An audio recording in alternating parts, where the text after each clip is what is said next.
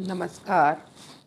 मैं डॉक्टर अंजू अग्रवाल पुनः आपके समक्ष हिंदी साहित्य बीए पाठ प्रथम वर्ष के प्रथम प्रश्न पत्र में राजस्थान विश्वविद्यालय द्वारा निर्धारित कवि विद्यापति के पाठ्यक्रम में संकलित विद्यापति पदावली के पद्यांशों की व्याख्या कर रहे हैं।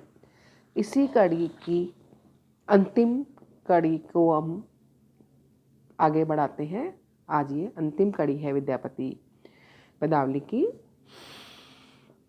विद्यापति कवि के बारे में पूर्व प्रसंग में भी हम बात कर चुके हैं कि विद्यापति कवि ने राधा कृष्ण के नाम का प्रयोग भक्ति के लिए नहीं अपितु श्रृंगार के लिए किया है। वास्तव में विद्यापति श्रृंगारिक कवि हैं, श्रृंगार काव्य के कवि हैं और कवि के काव्य का जो मूल भाव है, स्थायी भाव है, वह भी श्रृंगार ही है। इस पद्यांश में भी श्रृंगार भाव ही है और राधा श्री कृष्ण का संवाद वर्णित है जो कि श्रृंगारिक रस से परिपूर्ण है। बस ये जो पद्यांश है ये उस समय का है जब राधा अपने कुंज से या अपने भवन से बाहर निकलती है और श्री कृष्ण उसको रोक लेते हैं और फिर क्या होता है वही इस पद्यांश में विद्यापति कवि ने वर्णित किया है। चलिए इस पद्यांश को हम आगे बढ़ाते हैं। कुंज भवन से चली भेली है, रोकल गिरधारी, एक ही नगर बसु माधव हे, जनु कर बट सा मारी, छाड़ कन्हैया मोर आंचर हे, फाटत नवसारी, अपजस होयत जगत भरी हे, जनु करिए उधारी, संगक सखी अगुआईली रे, हम एक सर नारी, दामिनी आए तुलाईली हे, एक राती अंधारी, भनई विद्यापति गाओल हे, सुनु गुणमति नारी, हरिक संगे किछु डर नहीं है, तुम्हें परम गमारी। तो यहाँ पर श्री कृष्ण जो है राधा को रोक लेते हैं। तब राधा श्री कृष्ण से बड़ी विनती सी प्रार्थना से करते हुए कहती है, राधा को भी जैसे सामान्य, यहाँ पर हमने बात की भी थी पहले कि राधा और कृष्ण को उन्होंने सामान्य नायक और नायिका के रूप में प्रस्तुत किया है। तो यहाँ पर श्री कृष्ण एक युवक के रूप में, राधा जो है एक युवती के रूप में हमारे समक्ष प्रस्तुत होते हैं।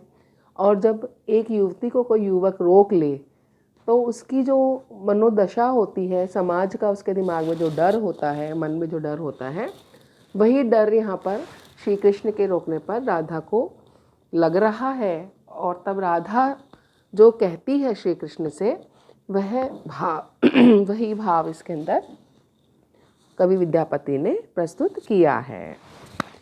कुंज भवन से चली भेली है, रोकल गिरधारी, एक ही नगर बसु माधव है, जनु करबट मारी। कि हे माधव, हम और तुम एक ही नगर में रहते हैं और इस कारण से हम दोनों को ये सारा नगर जानता है। तो ऐसे में तुम मेरे रास्ते को मत रोको। छाड़ कन्हैया मोर आंचर है, फाटत नवसारी। कि हे कान्हा, तुम मेरा रास्ता मत रोको, ऐसे ज़बरदस्ती मत करो। ये मेरा आंचल जो है, तुमने जो पकड़ा है, इसको तुम छोड़ दो। मेरी नई साड़ी है, यह नई साड़ी फट जाएगी और तब अपजस होयत जगत भरी के, जनु करिए उधारी। कि तब इस संसार में, इस जग में मेरा बड़ा ही अपयश हो जाएगा।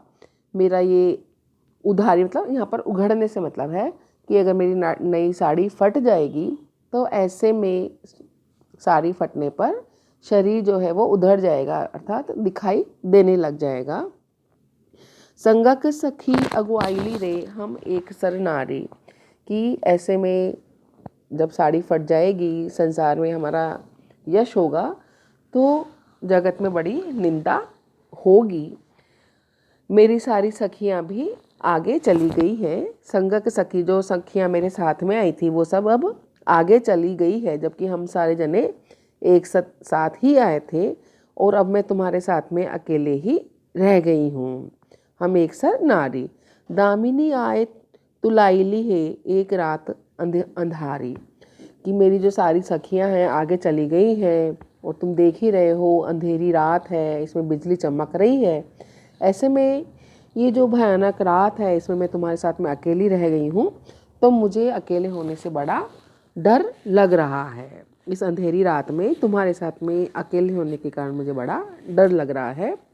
तब भनई विद्यापति गाओल है सुनु गुणमती नारी, हरि के संगे किछु डर नहीं है तू है परम गमारी। तो विद्यापति कवि कह रहे हैं कि श्री कृष्ण राधा से कहते हैं कि हे गुणवती नारी, तुम मेरे साथ होने के बावजूद इस भयानक काली रात से डर रही हो। मेरे साथ होने पर तुम्हें किस प्रकार का डर लग रहा है, अर्थात किसी प्रकार का तुमको मेरे साथ होने का डर नहीं लगना चाहिए।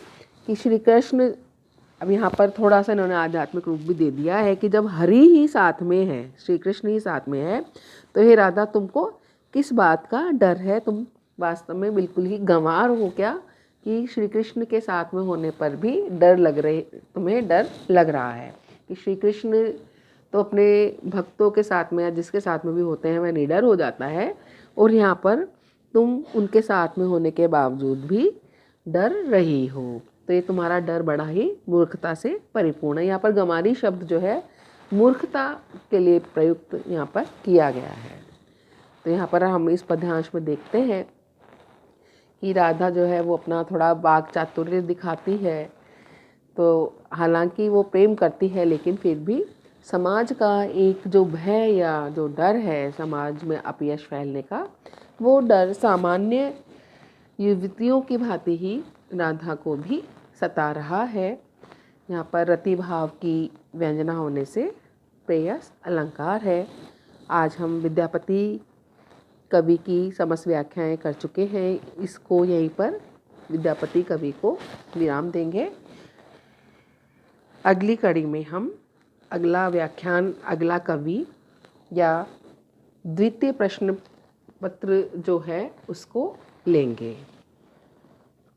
नमस्ते, धन्यवाद।